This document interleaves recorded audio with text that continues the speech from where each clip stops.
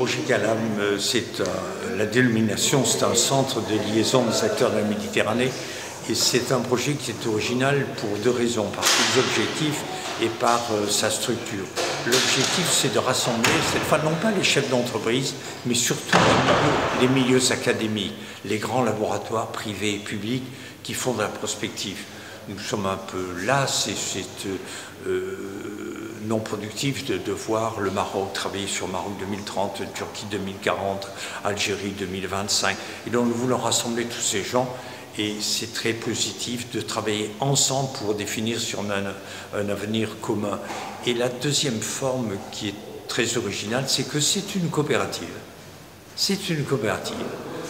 On va déposer les statuts d'une coopérative de recherche transméditerranéenne et un homme, une voix.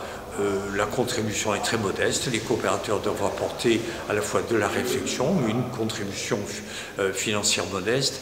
Et ce projet Calam a 3 programmes.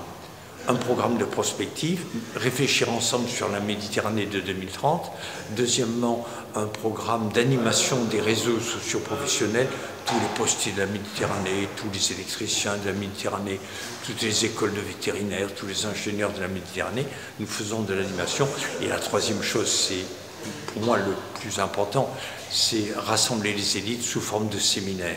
Des séminaires très courts, avec des secrétaires d'État, des directeurs d'administration centrale, des hommes qui ont beaucoup de temps, beaucoup de travail, et peu de temps pour le papotage et pour les échanges.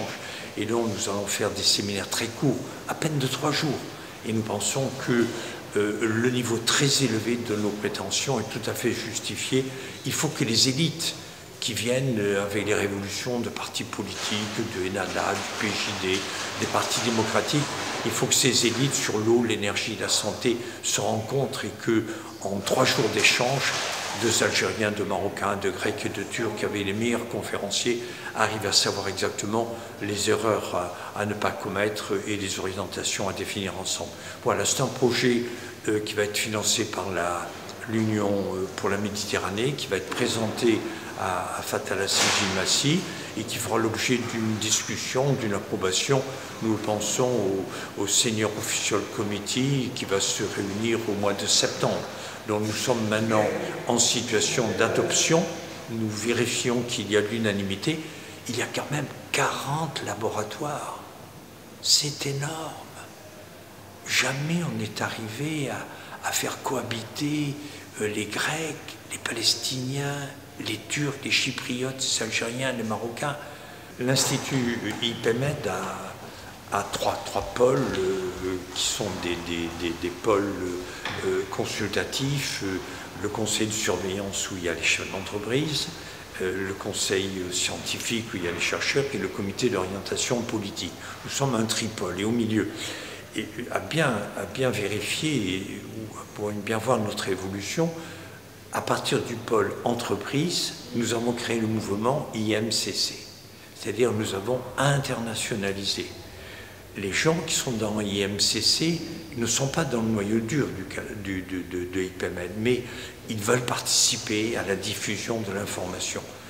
De même, pour le conseil scientifique, nous avons une quinzaine de chercheurs. Mais nous pensons qu'il est utile maintenant de s'internationaliser. Il y a 24 pays autour de la Méditerranée.